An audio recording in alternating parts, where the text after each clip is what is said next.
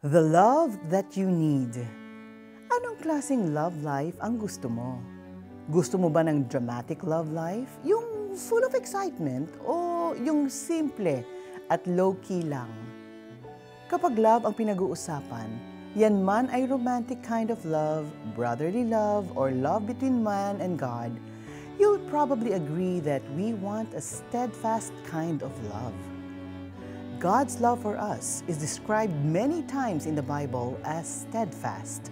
Sa Tagalog, ang steadfast love ng Diyos ay tapat, hindi nagmamaliw, walang tigil, at wagas. God's steadfast love never ceases. Walang katapusan kaya maaasahan natin ito araw-araw. Sa awit 103, nakalahad ang ilan sa mga paraan kung paano pinapatunayan sa atin ng Panginoon ang steadfast love niya. Una, pinapatawad niya ang ating mga kasalanan at inililigtas tayo sa espiritual na kamatayan. Dahil sa pag-ibig niya sa atin, pinadala niya ang anak niyang si Jesus sa mundong ito para tubusin tayo sa kasalanan at bigyan tayo ng buhay na walang hanggan. At habang nabubuhay tayo sa mundong ito, binubusog niya tayo ng mabubuting bagay.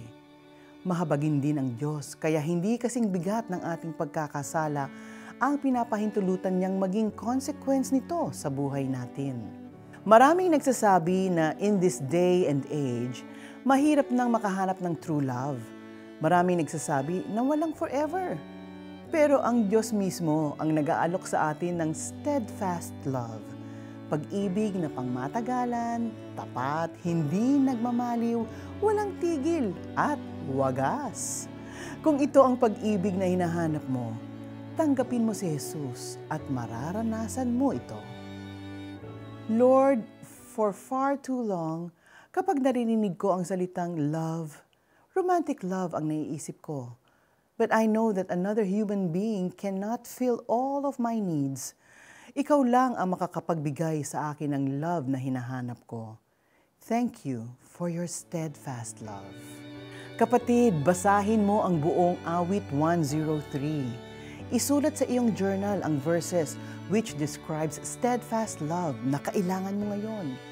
Kailangan mo ba ng assurance na pinatawad ka na ni Lord sa iyong kasalanan?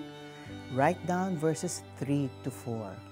Kung pakiramdam mo, mag-isa ka't walang magtatanggol sa iyo, isulat mo ang verse 13 para ipaalala sa sarili mong, we have a Heavenly Father whom you can rely on anytime. Ngunit ang pag-ibig ni Yahweh ay tunay na walang hanggan. Sa sino man sa Kanya'y may takot at pagmamahal, ang matuwid niyang gawa ay wala ring katapusan. Awit 103 verse 17. This is Kata Inocencio. Just believe.